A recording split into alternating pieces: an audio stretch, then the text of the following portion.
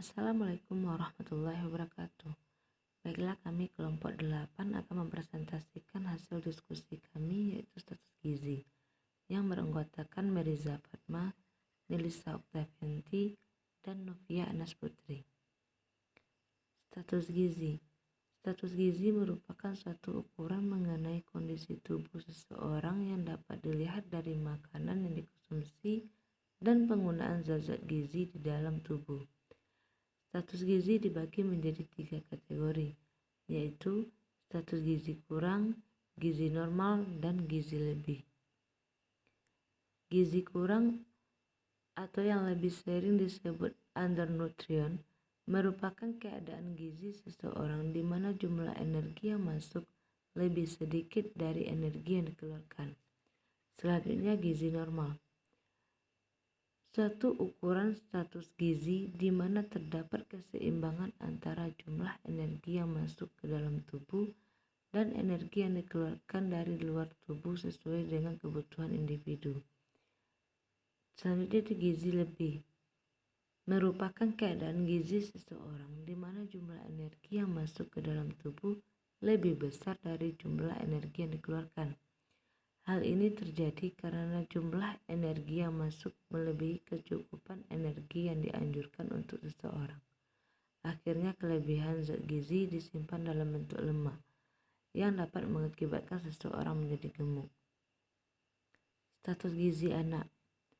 Status gizi anak adalah salah satu tolak ukur penilaian tercukupinya kebutuhan gizi harian serta penggunaan zat gizi tersebut oleh tubuh. Jika asupan nutrisi anak senantiasa terpenuhi dan digunakan seoptimal mungkin, tentu tumbuh kembangnya akan optimal. Namun jika sebaliknya, status gizi si kecil bisa saja bermasalah dengan mempengaruhi perkembangannya hingga dewasa kelak. Usia anak-anak merupakan masa-masa penting di mana pertumbuhan tubuh berlangsung sangat pesat, mulai dari berat badan, tinggi badan, hingga ukuran tubuh secara keseluruhan akan terus mengalami perubahan. Hal ini bertujuan untuk mempersiapkan tubuh sebelum memasuki usia dewasa yang sesungguhnya, di mana tubuh anak diharapkan sudah berkembang dengan matang. Pada anak-anak dan remaja, pengukuran IMT terkait dengan umurnya karena dengan perubahan umur terjadi perubahan komposisi tubuh dan densitas. Usia anak-anak merupakan masa-masa penting di mana pertumbuhan tubuh berlangsung sangat pesat, mulai dari berat badan, tinggi badan, hingga ukuran tubuh secara keseluruhan akan terus mengalami perubahan. Hal ini bertujuan untuk mempersiapkan tubuh sebelum memasuki usia dewasa yang sesungguhnya, di mana tubuh anak diharapkan sudah berkembang dengan matang.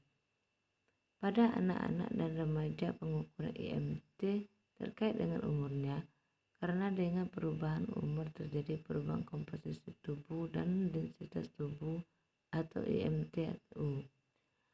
Nah, untuk rumus IMT bayi dan balita usia 1-6 bulan yaitu berat badan ditambah usia, terus kemudian usia 7-12 bulan berat badan ditambah usia dikali 500 gram.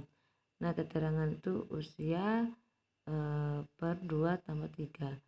Rumus IMT anak 0-5 tahun yaitu BBI anak sama dengan 2N tambah 8. Selanjutnya itu status gizi anak dapat diukur beberapa indikator: jenis kelamin, usia, berat badan, tinggi badan, lingkar kepala. Status gizi dewasa adalah penilaian status gizi untuk usia dewasa dengan melakukan perbandingan berat badan dalam kilogram dengan tinggi badan dalam meter kuadrat. Perhitungan IMT dinilai kurang akurat dalam mengukur status gizi pada anak-anak. Nilai IMT 18,4 ke bawah artinya berat badan kurang, 18,5 sampai 24,9 berat badan ideal, 25 sampai 29,9 berat badan lebih, 30 sampai 39,9 artinya gemuk, 40 ke atas sangat gemuk. IMT sama dengan berat badan kilogram, tinggi badan meter kali tinggi badan meter. menjelaskan mengenai metode penilaian status gizi. Ada secara langsung maupun secara tidak langsung. Secara langsung itu terdiri dari antropometri, klinis, biokimiawi, dan biofisika. Secara tidak langsung ada survei konsumsi makanan, statistik vital, dan faktor ekologi. Antropometri merupakan salah satu cara penilaian status gizi yang berhubungan dengan ukuran tubuh yang disesuaikan dengan umur dan tingkat gizi seseorang. Pada umumnya, antropometri mengukur dimensi dan komposisi tubuh seseorang. Indeks antropometri adalah pengukuran dari beberapa parameter. Indeks antropometri bisa merupakan rasio dari satu pengukuran terhadap satu atau lebih pengukuran atau yang dihubungkan dengan umur dan tingkat gizi. Salah satu contoh dari indeks antropometri adalah indeks massa tubuh atau yang disebut dengan body mass index. Selanjutnya itu pengujian biokimia. Pemeriksaan biokimia disebut juga cara laboratorium.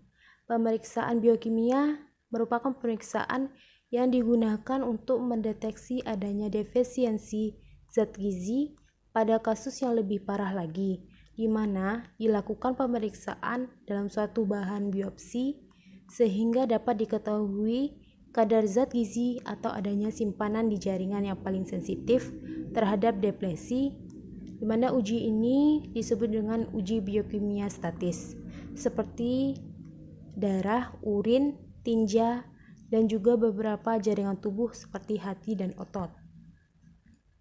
Selanjutnya itu pengujian biofisik.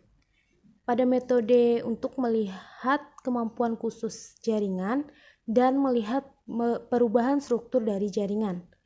Penggunaan pada pengujian biofisik adalah untuk mengukur kemampuan fungsi jaringan biologis serta pemeriksaan perubahan struktur jaringan.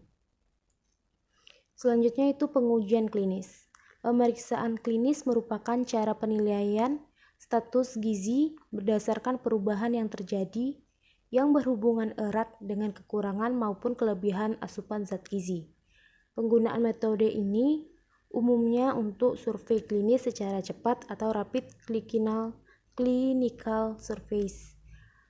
Survei ini dirancang untuk mendeteksi secara cepat tanda-tanda klinis umum yang dari kekurangan salah satu atau lebih zat gizi. Di samping itu digunakan untuk mengetahui tingkat status gizi seseorang dengan melakukan pemeriksaan fisik yaitu tanda dan gejala ataupun riwayat penyakit. Sekian materi dari kelompok kami. Salah dan kurang mohon dimaafkan. Wabillahi taufik wal hidayah. Wassalamualaikum warahmatullahi wabarakatuh.